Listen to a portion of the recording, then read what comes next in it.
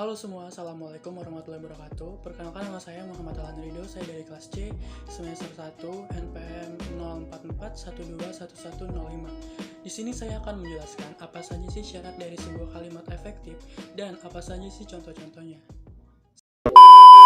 Nah, ini dia kalimat efektif dan contohnya. Apa sih definisi kalimat efektif? Nah, kalimat efektif ini adalah kalimat yang secara jitu mewakili pikiran dan perasaan penulis atau kalimat yang mampu berkomunikasi dengan baik dengan pembaca. Syarat-syarat kalimat efektif: 1. Kesatuan gagasan. 2. Kepaduan. 3. Kesejajaran. 4. Kehematan. 5. Penekanan. 6. Variasi. 7. Logika. 8. Pilihan kata. Yang pertama, ada kesatuan gagasan. Kalimat tidak efektif. Anggota OSIS SMA 1 akan segera melaksanakan sosialisasi terhadap masyarakat di desa Cihelet. Wah, ternyata kalimatnya agak berlibat ya.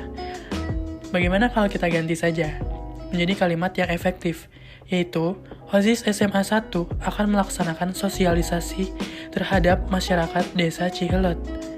Yang kedua adalah kepaduan.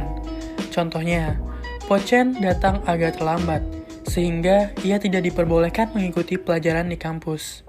Kalimat tersebut merupakan kalimat yang tidak efektif, karena ada kata agak yang dimana agak adalah kata yang tidak padu. Dan contoh kalimat yang efektifnya adalah, Pocen datang terlambat, sehingga ia tidak diperbolehkan mengikuti pelajaran di kampus. Contoh yang kedua, bagi semua mahasiswa diwajibkan untuk membayar iuran.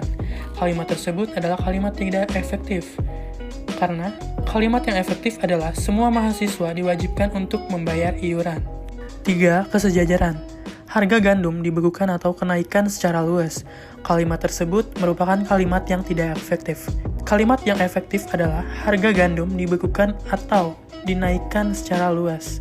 Contoh yang kedua, Dimas menolong nenek itu dengan digendongnya ke pinggir jalan.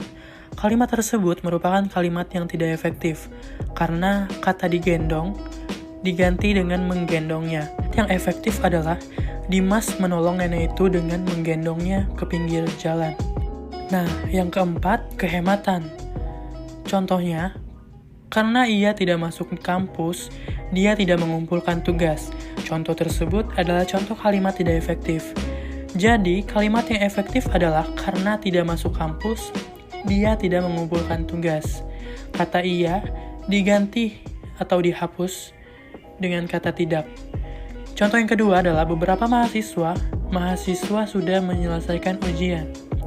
Kalimat tersebut adalah kalimat yang tidak efektif, karena terdapat banyak kata mahasiswa, dan kalimat yang efektif adalah beberapa mahasiswa sudah menyelesaikan ujian. Kelima, penekanan. Contohnya, kamu minumlah susu itu sampai habis, agar tidak mubazir. Kalimat tersebut merupakan kalimat yang tidak efektif, karena kata kamu itu seharusnya dihapus, dan diganti dengan minumlah susu itu sampai habis, agar tidak mubazir. Yang kedua, pemerintah harus bertekad mulai tahun depan, Jakarta akan bebas banjir. Kalimat tersebut merupakan kalimat yang tidak efektif karena kata harus dan akan itu dihapus atau dihilangkan. Kalimat yang efektif adalah pemerintah bertekad mulai tahun depan, Jakarta bebas banjir. 6. Logika.